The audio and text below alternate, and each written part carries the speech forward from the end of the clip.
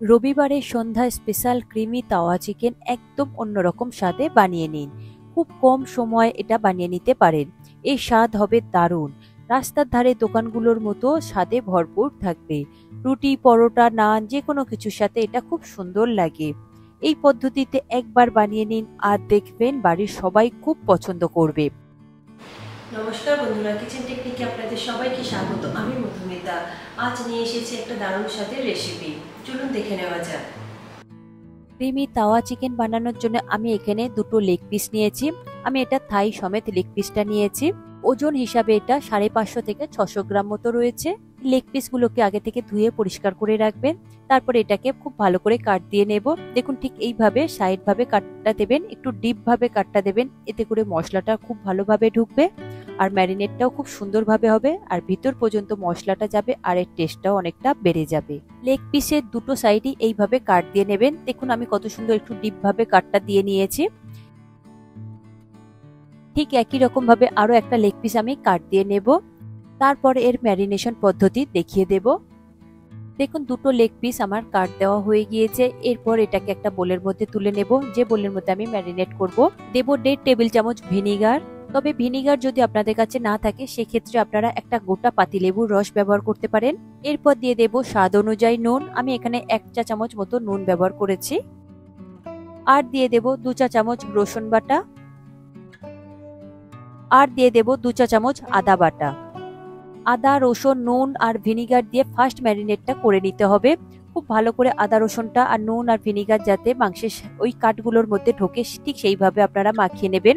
কাঠগুলোর মধ্যে একটু আঙুল দিয়ে দিয়ে এইভাবে মশলাগুলো একটু ঢুকিয়ে দেবেন। এতে করে টেস্ট আর ফ্লেভারটা খুব সুন্দর আসবে আর চিকেনের যে একটা স্মেল থাকে সেটা চলে যাবে। দেখুন মাখানো হয়ে গিয়েছে। এরপরে 30 মিনিট এটাকে ম্যারিনেট করে রেখে দেবেন।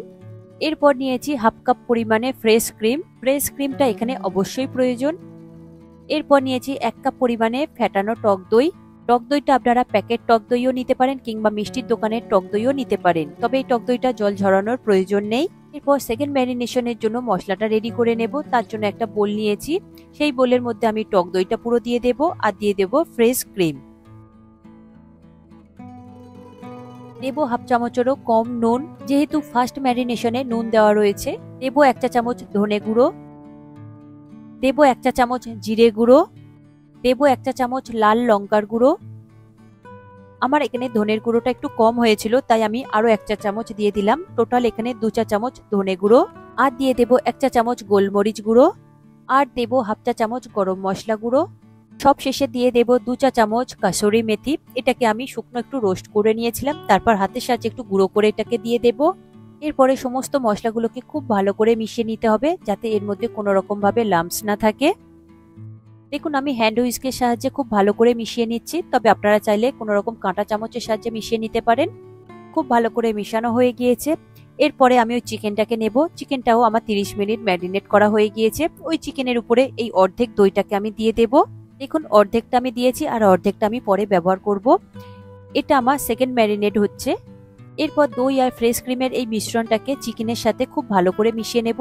প্রতিটা কাটের মধ্যে খুব ভালো করে এই মশলাগুলোকে ঢুকিয়ে দেবেন যাতে মশলাগুলো খুব ভালোভাবে ঢোকে আর টেস্ট অনেকটাই বাড়িয়ে দেয়। মশলাগুলো চিকেনের গায়ে খুব ভালো করে মিশানো হয়ে গিয়েছে। এটাকে এবার সেকেন্ড ম্যারিনেশনের জন্য 1 ঘন্টা রেখে দেব। কম করে 1 ঘন্টা রাখবেন আর হাতে সময় থাকলে এর থেকে বেশিও রাখতে পারেন। এতে করে চিকেনটা খুবই সফট হবে আর ভিতর থেকে খুবই জুসি থাকবে। পরে চিকেনটা সরিয়ে রাখবো। এরপর নিয়েছি একটা ননস্টিকের তাওয়া। তবে ননস্টিকের যদি না থাকে আপনারা নর্মাল তাওয়া ব্যবহার করতে পারেন। এছাড়া আপনাদের কাছে তাওয়া যদি না থাকে সেক্ষেত্রে আপনারা কড়াই ব্যবহার করতে পারেন খুবই সহজে।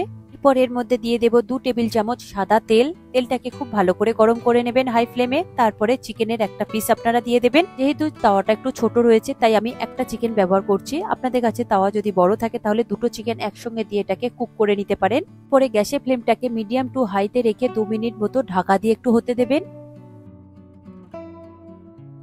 2 মিনিট পরে ঢাকা খুলে দেখছি, দেখুন চিকেনের একটা সাইড কত সুন্দর কালার চলে এসেছে। ঠিক এই রকম একটু কালার করে নেবেন।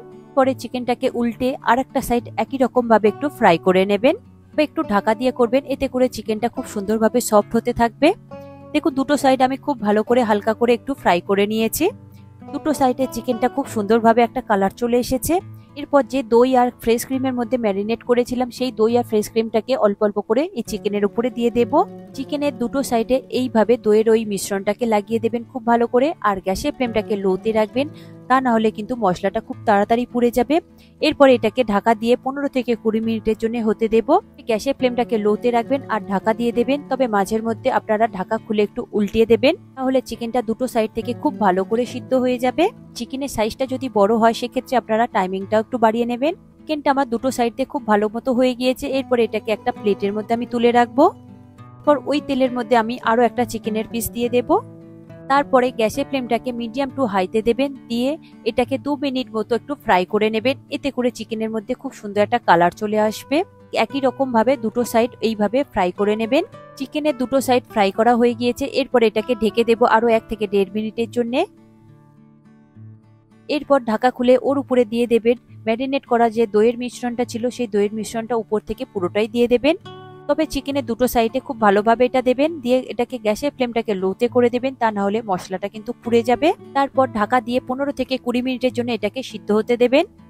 20 মিনিট পরে ঢাকা খুলে দেখছি, দেখুন চিকেনটা খুব সুন্দরভাবে সিদ্ধ হয়ে গিয়েছে।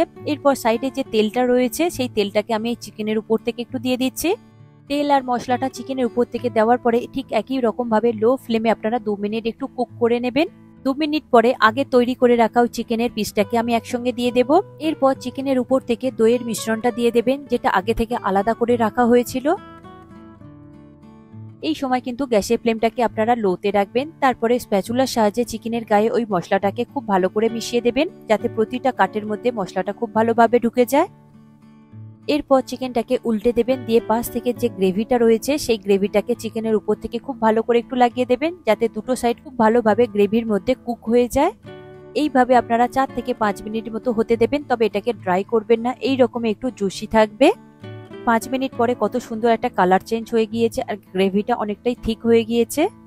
স্মোকি ফ্লেভার আনার জন্য এর মধ্যে একটা স্টিলের পাত্র বসিয়েছি, তার মধ্যে দিয়ে দেব একটা জ্বলন্ত কয়লা। এটা দেওয়ার পরে কয়েক ফোঁটা আপনারা সাদা তেল কিংবা ঘি দিয়ে দেবেন, দিয়ে তারপরে তাড়াতাড়ি এটাকে একটু ঢাকা দিয়ে দেবেন। ঢাকা দিয়ে আপনারা 5 মিনিট মতো এইভাবে রেখে দেবেন। 5 মিনিট পরে ঢাকা খুলে দেখছি, দেখুন কত সুন্দরভাবে রেডি হয়েছে। তবে তার আগে কিন্তু আপনারা গ্যাসের ফ্লেমটাকে বন্ধ করে দেবেন। এর ফ্লেভারটা আরো একটু বাড়িয়ে নেওয়ার জন্য উপর থেকে দিয়ে দেব 4-5টা মতো কাঁচা লঙ্কা কুচি, আর দিয়ে দেব অল্প করে একটু ধনেপাতা কুচি, আর সঙ্গে দিয়ে দেব পাতিলেবু স্লাইস।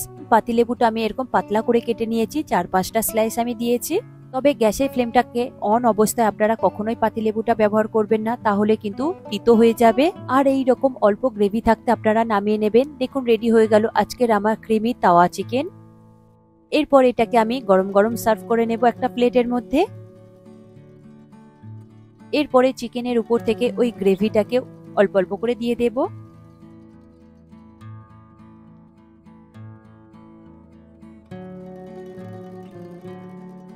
দেখুন চিকেন আর গ্রেভির কালারটা কত সুন্দর এসেছে। এরপর এটাকে আমি একটু কেটে দেখিয়ে দেব কতটা সফট হয়েছে। দেখুন কত সহজেই চিকেনটা হাড় থেকে খুলে যাচ্ছে, এতটাই সফট হয়েছে। যেহেতু এতে দই দেওয়া রয়েছে, ভিনিগার দেওয়া রয়েছে, এটা ম্যারিনেট করা হয়েছিল 1 ঘন্টা মতন। চিকেনটা খুব বেশি বড় সাইজের ছিল না, একটু মিডিয়াম সাইজের ছিল। আপনাদের যদি চিকেনের সাইজটা বড় হয় সেক্ষেত্রে আপনারা টাইমিংটা বাড়িয়ে দেবেন। এই রকম ক্রিমি তাওয়া চিকেন বানানোর জন্য আপনাকে প্রতিটা স্টেপ আর টিপস ফলো করতে হবে, তবেই কিন্তু এই রকম পারফেক্ট তৈরি হবে। আর খেতে কিন্তু অসম্ভব সুন্দর হয়েছে। আপনারা একবার হলেও বানিয়ে দেখুন, বাড়ির সবাই ভীষণ পছন্দ করবে।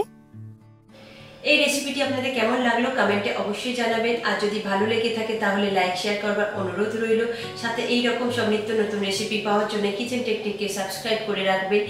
আজ তাহলে এই পর্যন্ত, আবারও দেখা হবে অন্য কোনো রেসিপির সাথে। সবাই ভালো থাকবেন, সুস্থ থাকবেন, আর ভিডিওটি পুরো দেখার জন্য অসংখ্য ধন্যবাদ।